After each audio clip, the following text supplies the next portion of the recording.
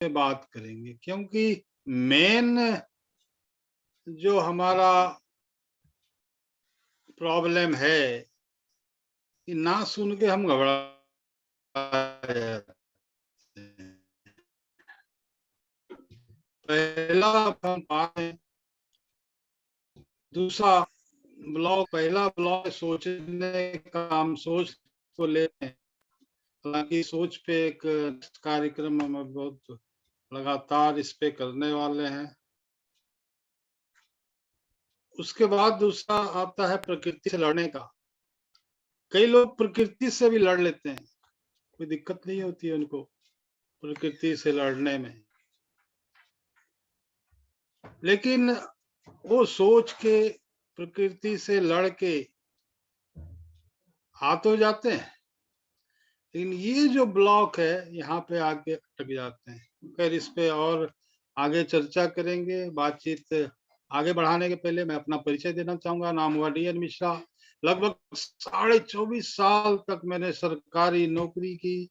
ऊपर वाले का मैं शुक्रगुजार हूँ कि जब मैं ये नौकरी करता था उसी समय अचानक ये बिजनेस मेरी जिंदगी में आया, और उससे भी ज्यादा मैं शुक्रगुजार ऊपर वाले का इसलिए कि हूँ, यह बिजनेस न सिर्फ मेरी जिंदगी में आया बल्कि समझ में भी आया, और मुझे ये बिजनेस समझ में आया। मैंने इसको ज्वाइन किया, काम करना शुरू किया, सीखना शुरू किया, काम करते गया, सीखते गया। 2 साल तक मैंने अपनी नौकरी और बिजनेस को साथ साथ किया। 2 साल के बाद मैंने उस नौकरी को, जो क्लास 1 नौकरी थी, सरकारी नौकरी थी, उस नौकरी को छोड़ के रिजाइन करके मैं फुल टाइम RCM करना शुरू किया। आज लाखों लोगों की टीम है, लाखों का इनकम है, करोड़ों का टर्नओवर होता है एक महीने का।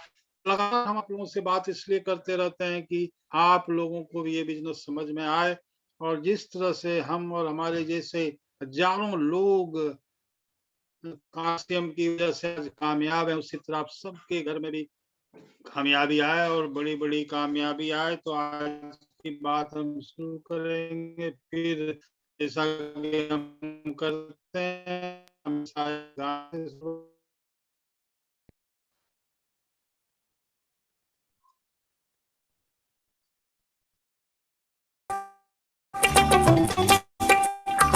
अंजाम।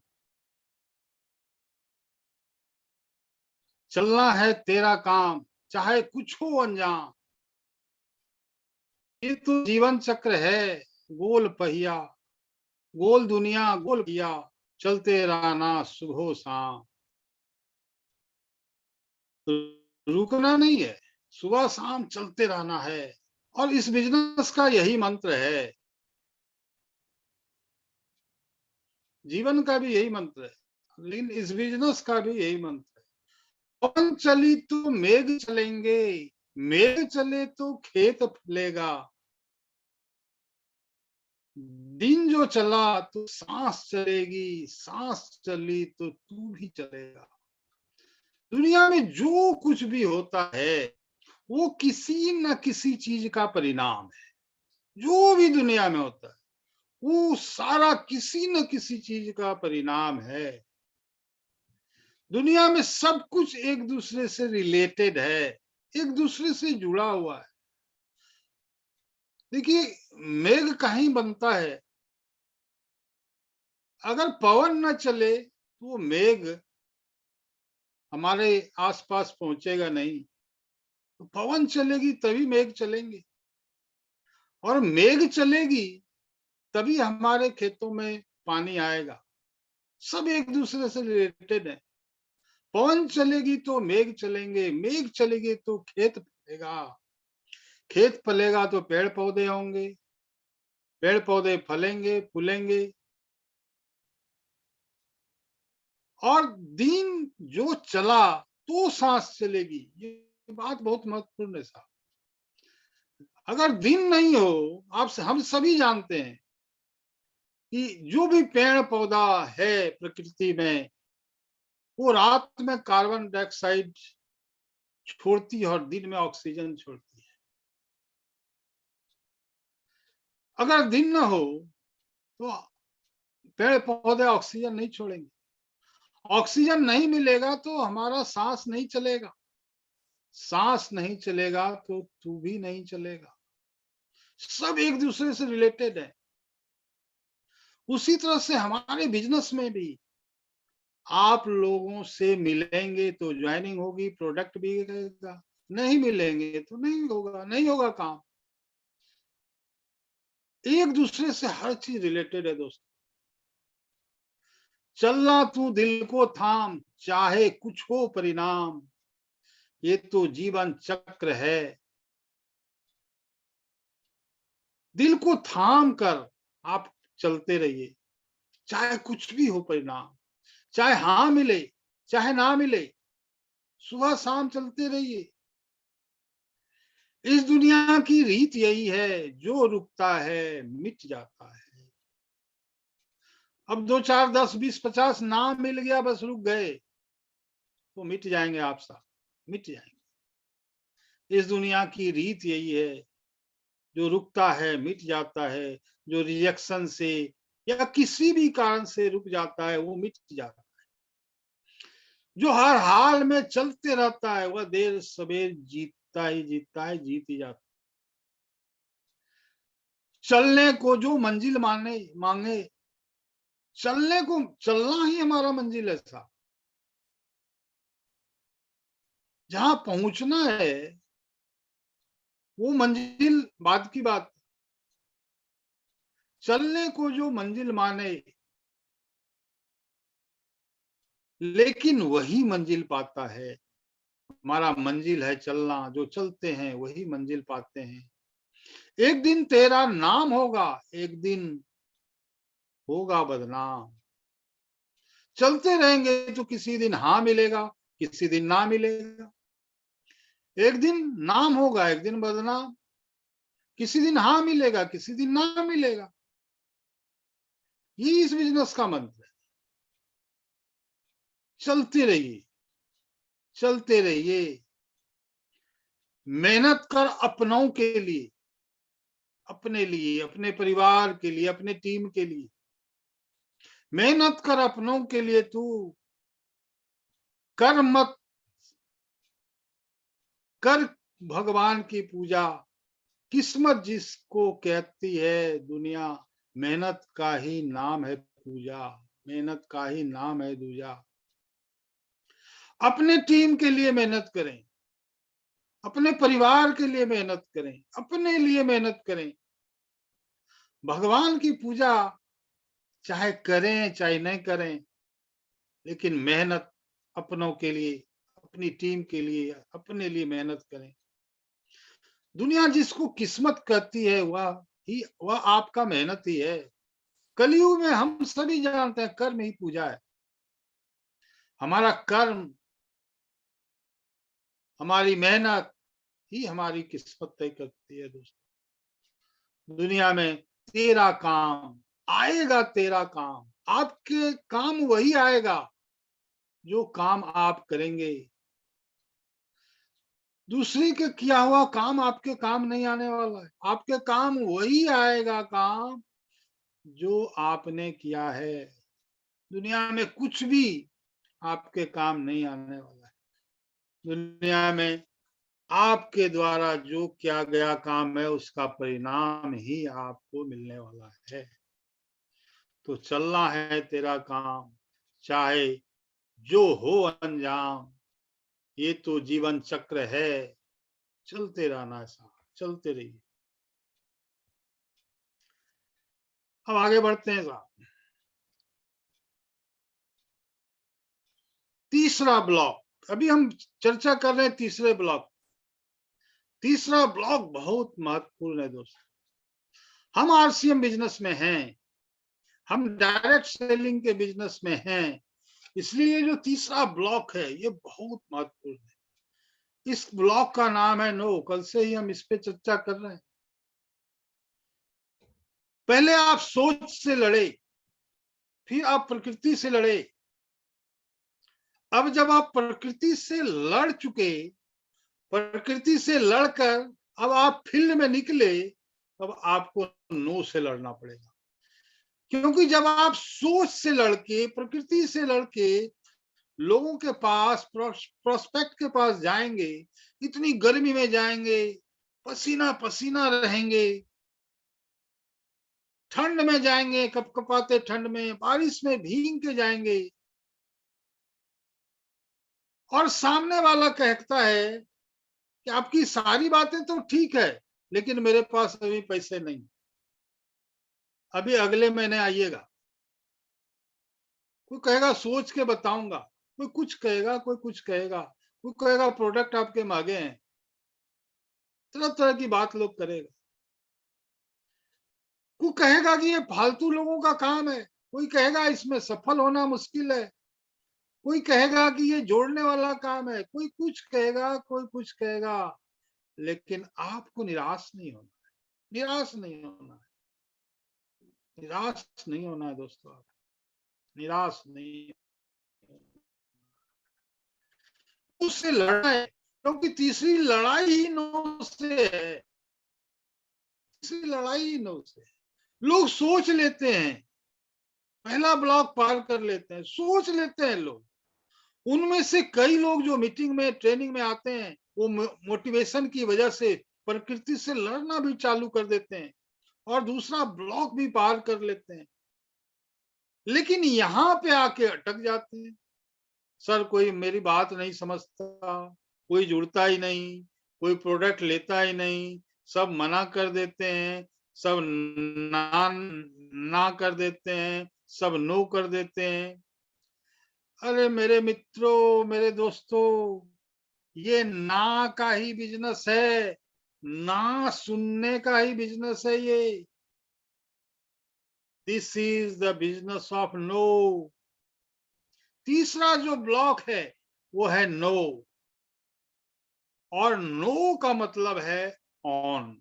आज से आपको क्या समझना है? नो का मतलब ऑन, नो का मतलब ऑन होता है। तो जब जब लोग या प्रोस्पेक्ट आपको नो बोले, तो आपको क्या सुनना है? आपको सुनना है ऑन। मुझे नो ऑन सुनना है।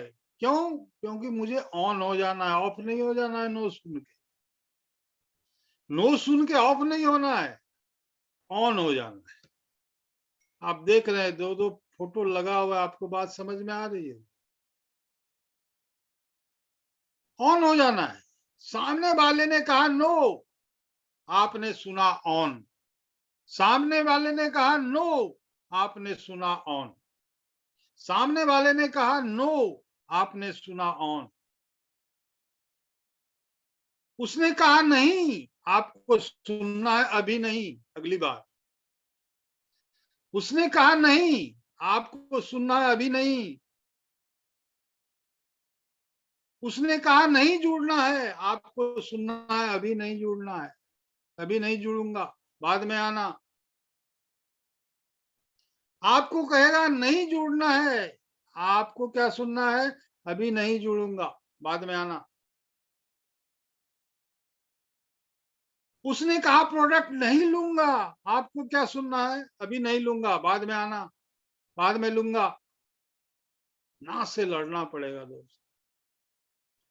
हमको पैसा इसीलिए मिलता है क्योंकि लोग नो बोलते हैं। नो सुनने का ही पैसा मिलता है, नो को यस करने का पैसा मिलता है। लोग नो नहीं करते तो अभी आपके लिए लोग बचते क्या? सोच के देखिए आप। 20 साल से ज्यादा हो गया इस बिजनेस को। अगर लोग नो नहीं बोलते, लोग ना नहीं बोलते, लोग इनकार नहीं करते, तो अभी आपके लिए एक भी आदमी बचते नहीं, पूरा हिंदुस्तान जुड़ चुका होता। लोग ना नहीं करते तो अभी आपके लिए लोग बचते क्या? सब जुड़ चुके होते। शुक्र मनाइए कि लोग नो करते हैं, इसलिए लोग आपको अभी मिल भी रहे हैं। आरसीएम ना सुनने का ही बिजनेस है दोस्त, ना सुनने का ही पैसा मिलता है। इस ब्लॉक को कैसे पार करेंगे, एक सलाह देता हूं मैं। ये ब्लॉक किससे पार करना है? कोई भी आपको ना बोले, नो बोले, तो आपके चेहरे से वो प्रकट नहीं होना चाहिए, पता नहीं चलना चाहिए, पता नहीं चलना चाहिए। आप अपने चेहरे को मुस्कुराता हुआ रखिए हर हाल में। सामने वाले को पता नहीं चलना चाहिए कि आपको बुरा लगा। वैसे ये बुरा लगने वाली बात भी नहीं है, लेकिन लग जाती है। आपके चेहरे, आपके हाव-भाव, आपके बातचीत से पता नहीं लगना चाहिए कि आपको बुरा लगा। आपको क्या बोलना है? आपको हमेशा नो मिलने पे क्या बोलना है? Okay sir, thank you sir, और बड़े अदब के साथ वहां से निकल लीजिए। ध्यान से सुनिएगा मेरे इस पैराग्राफ को, इस लाइन को, कि जब कोई नो बोले तो उनको थैंक यू बोलिए, उनका शुक्रिया अदा कीजिए, एकदम हंसते मुस्कुराते हुए वहां से निकलिए। और फिर क्या कीजिए, फिर 1-2 दिन में उनसे मुलाकात कीजिए और उनको एक आरसीएम का पेन गिफ्ट कीजिए। 2 दिन में उससे फिर मुलाकात कीजिए, उनको एक आरसीएम का पेन गिफ्ट कीजिए और उनसे कहिए कि सर मैं आपको एक पेन गिफ्ट करना चाहता हूं। वो पूछेंगे क्यों? स्वाभाविक है, पूछेंगे क्यों। आप उनसे कहिए वो इसलिए सर कि आप मेरे लिए बहुत लकी साबित हुए। उस दिन मैं सबसे पहले आपके पास आया था, आपने तो मना कर दिया, लेकिन उस दिन आपके यहाँ से निकल कर मैं जहां जहां गया, सब जगह मेरा काम बना, सब जगह मेरा काम हुआ। तो आप मेरे लिए उस दिन बहुत लकी साबित हुए सर। उसी दिन मैंने निर्णय लिया कि जब भी आपके पास आपसे आगे मुलाकात होगी, मैं एक पेन आपको जरूर गिफ्ट करूंगा आरसीएम का। तो सर प्लीज ये गिफ्ट आप स्वीकार कीजिए। बस इतनी बात है। बैठा ले तो ठीक है, नहीं बैठाए तो निकल जाइए, आते जाते रहिए, मुलाकात करते रहिए, बीच बीच में रिलेशन बना के रखिए, उनसे रिलेशन बना के रखिए। जब भी उधर से जाइए कोशिश कीजिए उनसे मिलने की, जरूर मिलिए। ना से मत घबराना, ना से घबराना नहीं है। आरसीएम ना सुनने का ही धंधा है। जो जितना ज्यादा ना सुनेगा वो उतना ज्यादा कामयाब होगा। मैं जिनको भी इस बिजनेस में लेके आता हूं, उनसे मैं ये नहीं कहता कि जाइए और लोगों को जोड़िए। मैं उनसे ये कहता हूं कि जाइए और ना सुनिए। जोड़ने के बाद उनको क्या कहता हूं, जाइए और ना सुनिए। ये ना सुनने का बिजनेस है, ना सुनने का धंधा है। ज्यादातर लोग ये जो तीसरा ब्लॉक है इसमें फंस जाते हैं। सर सब लोग ना बोल रहे हैं, सब मना कर रहे हैं, सर लोग प्रोडक्ट नहीं ले रहे हैं, सब ना ना ना ना कर रहे हैं। अरे भाई ये ना सुनने का ही बिजनेस है, ये ना सुनने का ही बिजनेस है, इसी का पैसा मिलता है, ना सुनने का ही पैसा मिलता है। सब हाँ हाँ करने लगे तो आपको किस चीज का पैसा मिलेगा? ये ना सुनने का ही बिजनेस है। ये तीसरा ब्लॉक ही यही है। इधर ही अटकते हैं लोग, इधर आके फंस जाते हैं लोग, इधर ही आके समाप्त हो जाते हैं लोग, इधर आके डेड हो जाते हैं लोग, यहीं आके मर जाते हैं लोग, यहीं आके राम नाम सत्य हो जाता है। अभी कल बड़ा बढ़िया ईसा ने बताया कि सर सारे लोग ना करते हैं, मैंने तो छोड़ दिया, लेकिन आज जब सुना हूं तो मैं फिर से काम शुरू करूंगी। यहीं आके मर जाते हैं लोग। ये ना का व्यवसाय दोस्त, ये ना सुनने का ही व्यवसाय है। और जब आप ना सुनने की आदत विकसित कर लेंगे, आप सफल होने लगेंगे। आप उसको एंजॉय, हालांकि इस पे मैं एक प्रोग्राम करूंगा कि ना पर और ना को हाँ में कैसे बदलना है। लेकिन अभी नहीं, अभी लंबा हो जाएगा। तो क्या है कि जब आप ना सुनने की आदत विकसित कर लेंगे, आप सफल होने लगेंगे। आप इसको एन्जॉय करने लगेंगे। आप इसको एन्जॉय कीजिए।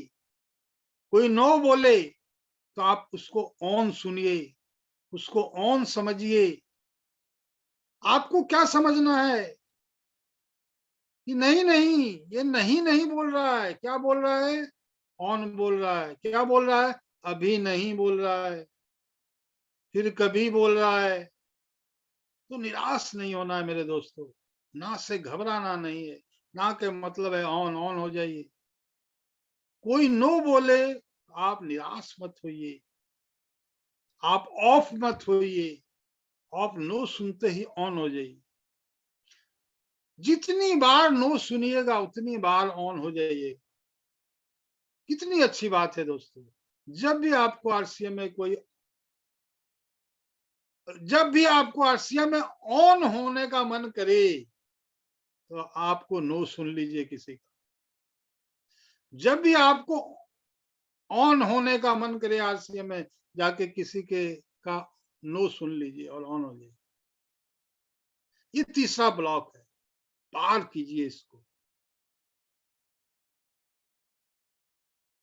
अब ये जो रिएक्शन है जिसकी बात हम कर रहे हैं, ये हमारे लिए अच्छा है। भले हम टूट जाते हैं, निराश हो जाते हैं। कल एक गाना भी सुनाया था मैंने कि क्या होता है जगजीत सिंह जी का, क्या हाल होता है आपका। ऊपर से मुस्कुराते रहते हैं, अंदर से टूटे बिखरे रहते हैं। Rejection is good for you. हाँ दोस्तों, रिजेक्शन हमारे लिए अच्छा है। और मैं तो यहां तक कहता हूं कि रिजेक्शन हमारे लिए जरूरी है, बहुत जरूरी है, बहुत ही जरूरी है। हर इंसान को जीवन में कभी ना कभी रिजेक्शन को फेस करना ही पड़ता है। रिजेक्शन शुरुआत में काफी दर्द देता है, काफी आहत करता है, हर्ट करता है। यहां लगता है, यहां दिल में लगता है, दिल में। जो भी इंसान आज कामयाब है, उन्होंने जीवन में काफी रिजेक्शन का सामना किया है। जो भी इंसान आज कामयाब है, उन्होंने जीवन में कभी ना कभी रिजेक्शन का सामना किया ही किया है। तो अगर आपको रिजेक्शन मिल रहा है तो इसमें आपको घबराने की जरूरत नहीं है। घबराने की कोई जरूरत नहीं है, घबराने की कोई बात नहीं है, बिल्कुल नहीं घबराना है। ऐसा इसके साथ ऐसा सबके साथ होता है।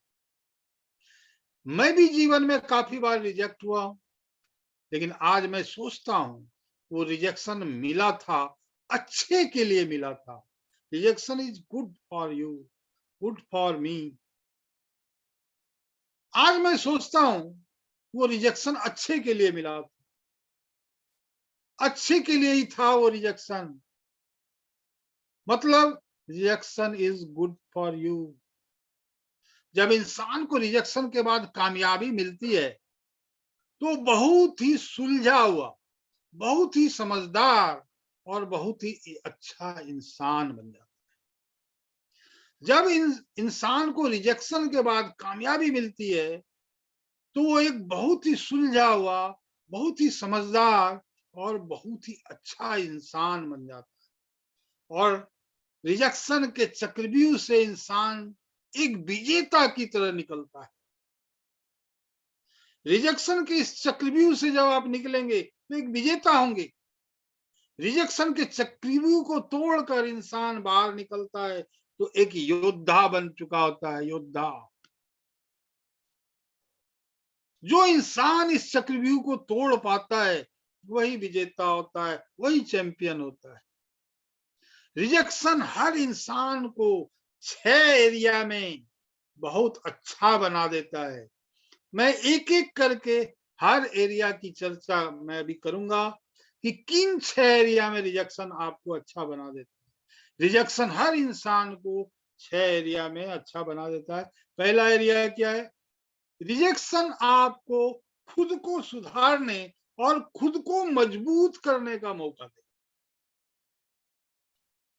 रिजेक्शन जो पहला एरिया है जिसमें आप अच्छे हो जाएंगे, वो है रिजेक्शन आपको खुद को सुधारने और खुद को मजबूत करने का मौका देगा। एक तरफ आपको रिजेक्शन मिल रहा है और वहीं दूसरी तरफ कई लोग उसी काम में रिजेक्शन झेल झेल के और लगातार सफलता के झंडे गाड़ रहे हैं। अगर आप रिजेक्ट होते हैं तो इसका मतलब है कि अभी आपको कुछ एरिया में इम्प्रूवमेंट की जरूरत है, कुछ एरिया में सुधार करने की जरूरत है। यानी कि दूसरे लोग आपसे ज्यादा बेहतर क्यों हैं? क्योंकि उन्होंने रिजेक्शन झेला है और पता किया कि क्यों रिजेक्शन हुआ और उसमें सुधार किया। इस वजह से आपको चांस नहीं मिल रहा और उनको चांस मिल रहा है। उनको रिजल्ट मिल रहा है, आपको रिजेक्ट हो रहे हैं आप। इसका मतलब रिजेक्शन का मतलब ये नहीं है कि फुल स्टॉप लग गया। रिजेक्शन का यह मतलब नहीं है कि फुल स्टॉप लग गया। रिजेक्शन आपको अपनी स्ट्रेंथ दिखाने का मौका देता है, आपको अपनी स्ट्रेंथ बढ़ाने का मौका देता है। कुछ लोग रिजेक्शन से टूट जाते हैं और कुछ लोग अपनी कमियों को ढूंढते हैं और उसमें सुधार करते हैं, कमियों को दूर करते हैं और मजबूत बनते हैं और ज्यादा मजबूती के साथ दोबारा काम में लग जाते हैं और रिकॉर्ड तोड़ देते हैं साहब। कुछ लोग रिजेक्शन से टूट जाते हैं और कुछ लोग रिकॉर्ड तोड़ देते हैं, रिकॉर्ड बना देते हैं। रिजेक्शन मिलने से लोग ये सोचते हैं, रिजेक्शन मिलने से ये लोग सोचते हैं कि अच्छा तुमने मुझे रिजेक्ट किया, अब देखना, अब आप अपने को, जब ये भाव आपके मन में आता है ना, तब आप अपने आप को मजबूत बनाने में लग जाते हैं और ये सोचते हैं अब इसको करके दिखाऊंगा, सबल होके ही दिखाऊंगा। अपने को मजबूत बनाने का मौका उन लोगों को नहीं मिलता है जिनका सब कुछ इजीली हो जाता है दोस्त, आराम आराम से हो जाता है। वैसे लोगों को मजबूत होने का मौका नहीं मिलता। आसानी से जिसका हो जाता है वो मजबूत नहीं होता है। रिजेक्शन आपको मजबूत होने का मौका देता है। आरसीएम के इस आर्थिक आजादी की लड़ाई को कमजोर लोग तो लड़ ही नहीं पाएंगे, लड़ ही नहीं सकते कमजोर लोग इस आर्थिक आजादी की लड़ाई को। इसलिए रिजेक्शन आता है कि आप मजबूत बनिए, इसलिए आता है मजबूत बने आप। कोई भी लड़ाई कमजोर लोग नहीं जीत सकते, वो भी आर्थिक आजादी, वो भी हिंदुस्तान जैसे इतने बड़े देश में। आर्थिक आजादी की इस लड़ाई को जीतना है तो आपको अपने आप को मजबूत बनाना ही पड़ेगा और इसलिए रिजेक्शन आते हैं। रिजेक्शन आपको और ज्यादा सीखने का मौका देती है, आपको अपनी स्ट्रेंथ बढ़ाने का मौका देती है। आप जितना ज्यादा रिजेक्ट होंगे उतना ज्यादा सीखेंगे, उतना ज्यादा मजबूत होंगे। तो जब रिजेक्ट होने पर आपको करना क्या है? आपको उस एरिया को खोजना है जिसमें आपको इम्प्रूव करना है, जिसमें आपको सुधार करना है और उस पे हार्ड वर्क करके, परिश्रम करके उसको सुधारना है, जिससे कि अगली बार आप रिजेक्ट ना हो। तो रिजेक्शन आपको खुद को सुधारने का मौका देगा। तो रिजेक्शन इज गुड, रिजेक्शन अच्छा है। अगला पॉइंट है, यह आपकी क्रिएटिविटी या आपकी रचनात्मकता को बढ़ाएगा। जब कोई रिजेक्ट हो जाता है तो वह उसके ऊपर काम तो करता ही है, अपने आप को इम्प्रूव तो करता ही है, अपने आप को मजबूत तो करता ही है, साथ ही साथ वह अपने आप को काफी क्रिएटिव भी कर देता है, क्योंकि वह चाहता है किसी भी सूरत में नेक्स्ट टाइम, अगली बार उसको रिजेक्शन नहीं मिले। इस तरह उसका ब्रेन एक अलग तरह से काम करने लगता है और वह क्रिएटिव हुई हो जाता है, बड़ा सोचने लगता है, अलग अलग तरीके से सोचने लगता है, अलग अलग तरह से सोचने लगता है साहब, अलग अलग तरीके से भी अलग अलग तरह से सोचने लगता है, आउट ऑफ बॉक्स जाके सोचने लगता है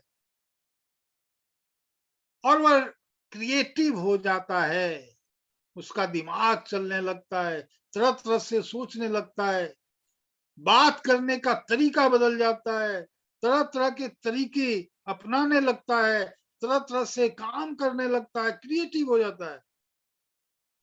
एक प्लान फेल हो जाता है तो तुरंत दूसरे प्लान पर काम करने लगता है, हर तरह से फुल क्रिएटिव हो जाता है बंदा रिजेक्शन मिलने के बाद, जिसको करना है। दुनिया में जितने भी सफल इंसान है वो काफी बहुत ही क्रिएटिव होते हैं। तो सफल होने के लिए क्रिएटिव होना जरूरी है। तो हमें रिजेक्शन से घबराना नहीं है, बल्कि उसका शुक्रगुजार होइए, जिसने आपको रिजेक्ट कर आपको क्रिएटिव होने का मौका दिया। उस बंदे का शुक्रगुजार होइए जिसने आपको रिजेक्ट किया और आपको मौका दिया क्रिएटिव होने का। क्रिएटिव होने का मतलब है कुछ नया करना, नए तरह से करना, नए तरीके से करना। क्रिएटिविटी कब आता है? जब आप नए तरीके से, नई तरीके से सोचना शुरू करते हैं। और नए तरह से, नए तरीके से सोचना आप कब शुरू करते हैं? जब आप रिजेक्ट हो जाते हैं, जब कोई बात आपके दिल पर लग जाती है। बात लगती है दोस्त, बात लगती है, और जब बात लग जाती है ना, तो हम करना शुरू कर देते हैं, क्रिएटिव होना शुरू कर देते हैं, तरह तरह से सोचना शुरू कर देते हैं। तो आपको रिएक्शन मिलता है और बात दिल में लगती है तो लगने दीजिए, तभी आप नए तरीके से, नई तरह से सोचना शुरू कर पाएंगे। आप तभी क्रिएटिव हो पाएंगे, तभी आप बड़ा सोच पाएंगे, तभी आप डिफरेंट सोच पाएंगे, तभी आप आउट ऑफ बॉक्स सोच पाएंगे, तभी आप क्रिएटिव हो पाएंगे। तो उन बंदे को धन्यवाद कीजिए जिन्होंने आपको रिजेक्ट किया। वो आपको रिजेक्ट नहीं करते तो आप बड़ा नहीं सोचते, आप डिफरेंट नहीं सोचते, आप आउट ऑफ बॉक्स जाके नहीं सोचते, आप क्रिएटिव नहीं हो पाते। रिजेक्शन मिलने से आपको घबराना नहीं है, क्योंकि रिजेक्शन मिलने से आप क्रिएटिव हो जाते हैं और बड़ी सफलता के लिए क्रिएटिव होना बहुत जरूरी है। तो रिजेक्शन क्या है? रिजेक्शन इज गुड, अच्छा है। आप आत्मविश्वास हासिल कर लेते हैं साहब, सेल्फ कॉन्फिडेंस आ जाता है आप में। कैसे आता है? जब कोई इंसान रिजेक्ट हो जाता है तब उसको पता चल जाता है कि उसको कहाँ कहाँ कमी रह गई थी, उसको कहाँ पर इम्प्रूवमेंट करने की जरूरत है, कहाँ पर सुधार करने की जरूरत है, और अपने काम को कितनी क्रिएटिविटी से करने की जरूरत है। और जब वह इन एरिया पर काम करता है तो उसके अंदर एक सेल्फ कॉन्फिडेंस आ जाता है। वो अगर कोई इंसान अब अगर कोई इंसान दोबारा रिजेक्ट हो जाता है, उसे पता होता है कि उसको कहाँ कहाँ पर और इम्प्रूवमेंट करने की जरूरत होती है, कहाँ पर और सुधार करने की जरूरत है, और इस तरह उसके काम के अंदर उसको और कहाँ सुधार करना है, कहाँ क्रिएटिव होना है, ये सब उसको पहले से पता रहता है, पता चल जाता है। जब वो काम करता है, दोबारा रिजेक्ट होता है तो उसको पता चलता है। और जब उसको पता रहता है कि उसको कहाँ पर इम्प्रूव करने की जरूरत है और क्रिएटिविटी को और बढ़ाने की जरूरत है, जब उसको ये बात पता रहता है तो वो क्या करता है? वहां पे वो काम करता है, उसको वो बढ़ाता है, जहां पे उसको दिक्कत है उसको वो ठीक करता है, क्रिएटिविटी को बढ़ाता है। उसका क्या होता है? सेल्फ कॉन्फिडेंस ऑटोमेटिक अच्छा हो जाता है, बढ़ जाता है। क्योंकि पहले तो उसको कुछ पता ही नहीं था, आपको कुछ पता ही नहीं था। कि क्या हो रहा है, क्यों हो रहा है, क्यों हम रिजेक्ट हो रहे हैं। जब उस एरिया का आप पता लगा लेते हैं कि वहाँ कहाँ कमी थी, अब आप कॉन्फिडेंस हो जाते हैं कि मैं उस एरिया में अपने आप को दुरुस्त कर लूंगा, ठीक कर लूंगा, तो मेरा जो रिजेक्ट होने का रेशियो है बहुत कम होता चला जाएगा। तो रिजेक्शन का तीसरा फायदा ये होता है, आपका सेल्फ कॉन्फिडेंस काफी बढ़ जाता है, क्योंकि आपको सब चीज पहले से पता चल जाता है। चौथा है, आप दूसरों के प्रति अधिक संवेदनशील हो जाएंगे। मैं फोटो पे तो चूंकि बातचीत ज्यादा नहीं कर पाऊंगा, 3 मिनट ही बच गया, फिर कभी मौका मिलेगा दोबारा तिबारा। चौथा एरिया जिसमें आप इंप्रूव करेंगे वो है, आप दूसरों के प्रति बहुत ही अधिक संवेदनशील हो जाएंगे। दूसरों के प्रति संवेदनशील हो जाएंगे। जब आप रिजेक्ट होते हैं तो आपको पता होता है इसमें कितना पेन होता है, कितना दर्द होता है, और वो कितना हर्ट करता है, वो कितना आहत करता है किसी को, कितना चोट पहुंचाता है किसी को, रिजेक्शन। तो अब आप दूसरों के प्रति संवेदनशील हो जाते हैं, क्योंकि आपको पता है, पता चल गया है रिजेक्शन से कितना दर्द होता है, और उसकी भावनाओं को आप समझने लगेंगे। रिएक्शन के बाद इंसान में काफी चीजों की समझ आ जाती है, और वह दूसरों की केयर करने लगता है। और कोई इंसान अगर दूसरों की केयर करने लगता है, तो इससे अच्छी बात दुनिया में और कुछ नहीं हो सकती। अगर हम सभी एक दूसरे का केयर करने लगे, इससे बढ़िया और क्या बात हो सकती, क्या हो सकती। देखिए, संवेदनशीलता को मैं थोड़ा सा, एक छोटी सी कहानी है, टाइम तो नहीं है फिर भी बताता हूँ। देखिए, एक पोस्टमैन था, वो एक गली में, किसी शहर के एक गली में डाक देने गया। घर का दरवाजा खटखटाया तो अंदर से एक लड़की की आवाज आई, आ रही हूँ। 3-4 मिनट लग गया, बेचारा इंतजार करते रहा पोस्टमैन। तो उसने फिर से आवाज लगाई कि जल्दी से आ जाओ, मुझे दूसरे जगह भी जाना है, चिट्ठी, आपकी चिट्ठी आई हुई है। तो अंदर से एक लड़की की आवाज आई, उसने कहा कि मैं आ रही हूँ, थोड़ा सा इंतजार कीजिए, और देरी हो रही है तो दरवाजे के नीचे से आप चिट्ठी को डाल के चले जाइए, मैं ले लूंगी, मैं आ ही रही। फिर और लेट हो गया, 6-7 मिनट हो गया। तो अब ये झुंझलाने लगा डाकिया।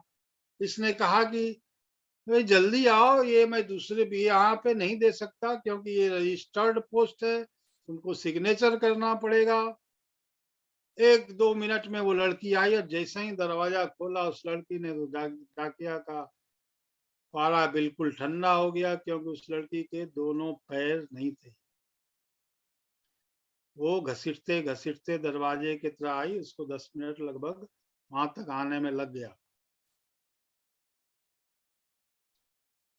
तो वो संवेदनशील हो गया। अब जब भी उसकी चिट्ठी आती, वो चिट्ठी लेके आता डाकिया, और जब जब तक वो बाहर नहीं आती, 6-7 मिनट वो वेट करता, उसका हाल चाल लेता, तभी वो दूसरे घर में जाता था। दिवाली में गिफ्ट देने का, एक दूसरे को गिफ्ट देने का चलन है। दिवाली का समय था, तो डाकिया ने सबसे गिफ्ट मांगा, लेकिन उस लड़की से नहीं मांगा, कि बेचारी, मतलब उसके नजर में वो बेचारी थी। लेकिन उस लड़की ने क्या किया कि सोच, वो जब भी डाकिया आता था तो वो देखती थी कि ये नंगे पैर घूमते हैं पूरे एरिया में, इनको एक जूता भी नहीं है। तो उन्होंने, उस लड़की ने क्या किया, एक दिन जब वो गए, पोस्टमैन जी गए, तो उन्होंने अपने काम वाली को बुलाया और कहा कि जहाँ पे वो खड़े थे वहां पे तू जाओ, उनके पैर के निशान बन गए हैं, एक जूते का नाप लेके आओ, उनके पैर का नाप लेके आओ। उसने अपनी नौकरानी को भेज के उसके नाप का जूता मंगवाया। दिवाली में सबसे गिफ्ट लिया उस डाकिया ने, लेकिन उसके घर में वो नहीं जा रहा था, कि नहीं, उससे तो अब मेरी बहन जैसी है, उससे तो मैं गिफ्ट लूंगा नहीं। लेकिन फिर भी उसके मन में क्या हुआ कि चलो आया हूं तो एक बार मिल लेता हूं उससे। मिलने गए तो उसने उसको एक गिफ्ट दिया और कह दिया कि इसको घर जाके खोलिएगा। वो घर आके जब गिफ्ट खोला तो उसमें देखा एक जूता है। अगले दिन डाकिया उस जूते को लेके उस पोस्टमास्टर के पास चला गया। उस पोस्टमास्टर के पास चला गया गिफ्ट लेकर, और पोस्टमास्टर से कहता है कि पोस्टमास्टर साहब, मुझे कहीं और दूसरे जगह ट्रांसफर कर दीजिए, मैं अब यहाँ पे नौकरी नहीं कर सकता। आज के बाद मैं नौकरी नहीं कर सकता। पोस्टमास्टर ने पूछा बात क्या है? उसने पोस्टमास्टर को सारी बात बताई, रोते रोते बताई। उसने कहा कि सर, आज के बाद मैं उस गली में न जा पाऊंगा, क्योंकि उस अपाहिज लड़की ने मेरे नंगे पैर को देखकर उसने मुझे जूता तो दे दिया, लेकिन मैं उसके लिए वो पाँव कहाँ से लेके आऊं? मैं उस गली में नहीं जा पाऊंगा। इसी को कहते हैं संवेदनशीलता दोस्तों। संवेदनशीलता यानी कि दूसरों के दुख दर्द को समझना, दूसरों के दुख दर्द को अनुभव करना और दूसरों के दुख दर्द में भागीदारी करना, उसमें शरीक होना, यह एक ऐसा मानवीय गुण है जिसके बिना मानव अधूरा है। दोस्तों, अपने अंदर संवेदनशीलता जैसे महान गुण को पनपने देना चाहिए, सबको पनपने देना चाहिए, ताकि हम दूसरों के दुख दर्द को कम करने में अपना योगदान दे सकें। संकट की घड़ी में कोई ये ना समझे कि वो अकेला है, बल्कि उसे ये महसूस होना चाहिए कि सारे लोग उसके साथ हैं। तो रिएक्शन जब मिलता है तो हम संवेदनशील हो जाते हैं, और संवेदनशीलता मानव जाति का एक बहुत बड़ा गुण है। इस वजह से rejection is good my dear friends. अब आप समय के मूल्य को, वैल्यू को समझने लगते हैं रिजेक्शन मिलने के बाद।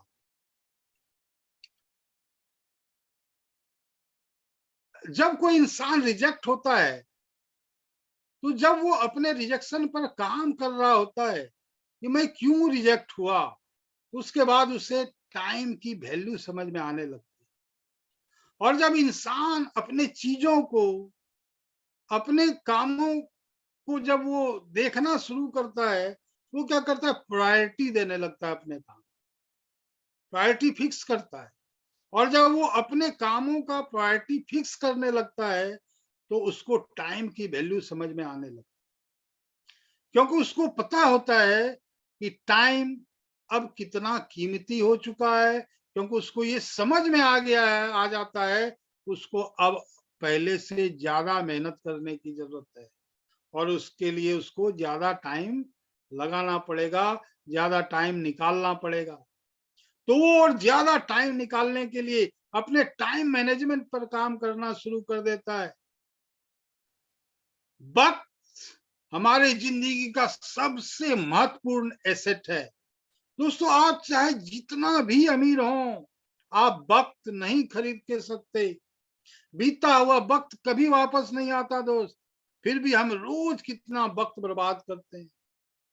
हम अपना टाइम, हम अपना कितना वक्त बर्बाद करते हैं ये सोचने में कि हम अपना कितना वक्त बर्बाद कर रहे हैं। एक तो हम वक्त बर्बाद करते हैं, दूसरे उसको सोचने में भी हम अपना टाइम बर्बाद करते हैं कि हमने कितना टाइम बर्बाद कर दिया।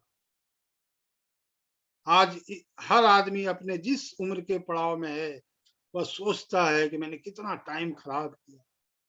तो एक तो वक्त बर्बाद किया, दूसरा उसको सोचने में भी और वक्त बर्बाद करते हैं। जब रिजेक्शन मिलता है तो बहुत सारी चीजें हमको समझ में आने लगती है, टाइम का वैल्यू पता चलता है, और हम उसको पे काम करना शुरू करते हैं। छठा और अंतिम एरिया जिसमें आपका इम्प्रूवमेंट होगा, वह है कि यह आपको बहुत ही हम्बल बना देगा, बहुत ही विनम्र बना देगा, आपको विनम्र बना देगा। रिजेक्शन आपको विनम्र बनाएगा। जब कोई इंसान रिजेक्शन के बाद उस पर काम करता है, वो अपने जीवन में सफल होता है, कामयाब होता है। और जब वो सफल होता है तो एक इस तरह का पेड़ बन जाता है, एक पेड़ हो जाता है जिस पर बहुत सारे फल लदे हुए हैं, और उन फलों की वजह से वह झुक जाता है, झुका हुआ होता है वो पेड़। उसी तरह का वो इंसान इन सारे प्रोसेस से गुजर के जब वो सफल होता है तो वह फलों से लदा हुआ पेड़ बन जाता है, क्योंकि उस इंसान को पता होता है कि रिजेक्शन के बाद कितनी मेहनत करनी होती है और तब जाके सफलता मिलती है। और वह इंसान दूसरे इंसानों के इमोशंस को भी की भी कदर करने लगता है, समझने लगता है, क्योंकि उस इंसान को पता होता है रिजेक्शन कितना पेनफुल होता है, कितना हर्ट करता है, कितना दर्द देता है, कितना आहत करता है, और कामयाब होने के लिए मेहनत करने की जरूरत होती है उस इंसान। और सबसे महत्वपूर्ण चीज, सबसे महत्वपूर्ण बात कि आज जो रिजेक्शन आपको पेनफुल लग रहा है, जैसा मैंने बताया, कई बार बताया कि आज जो रिजेक्शन आपको पेनफुल लग रहा है, आज से 5 साल 10 साल बाद आपको लगेगा वो जो उस समय रिजेक्शन मिला था वो अच्छे के लिए मिला था। तो जब भी आपको रिजेक्शन मिले तो इसको उसको थैंक यू बोलिए कि मैं रिजेक्ट हो गया, कोई बात नहीं, क्योंकि हाँ हो जाता तो अच्छी बात थी, और नहीं हुआ तो और अच्छी बात है, क्योंकि हो सकता है कुदरत ने आपके लिए कुछ और अच्छा सोच के रखा है, और इसी वजह से आपको रिजेक्ट किया गया है। हास्य में आप और ज्यादा अच्छा करें, इसलिए आपको रिजेक्ट किया गया है। आपको इसके लिए और इम्प्रूवमेंट की जरूरत है अपने काम में, आपको और क्रिएटिविटी लाने की जरूरत है, और आपको अपने आप में और सुधार करने की जरूरत है। अपने में सुधार करते रहें, चलते रहें, रुके नहीं, आगे बढ़ते रहें। सफलता आपका इंतजार कर रही है। अपने जीवन में हमेशा खुश रहें और अपने विचारों को हमेशा पॉजिटिव रखें। अंत में मैं सिर्फ एक बात कहना चाहूंगा, इस दुनिया में सभी लोगों को रिजेक्शन मिलता है दोस्त, लेकिन जो लाख रिजेक्शन मिलने के बाद भी डटे रहते हैं, कभी हार नहीं मानते हैं, वही सफल होते हैं, वही सफलता के झंडे को ऊंचाइयों तक लेके जाते हैं, वही जिंदगी में ऊंचाइयों पे पहुंचते हैं। तो थैंक यू। जय RCM. Over to Niyazuddin. Thank you sir, thank you जय सभी साथियों का। और प्रियरंजन सर कंटिन्यू कर लीजिए, क्योंकि इधर मेरे पास लाइट नहीं है।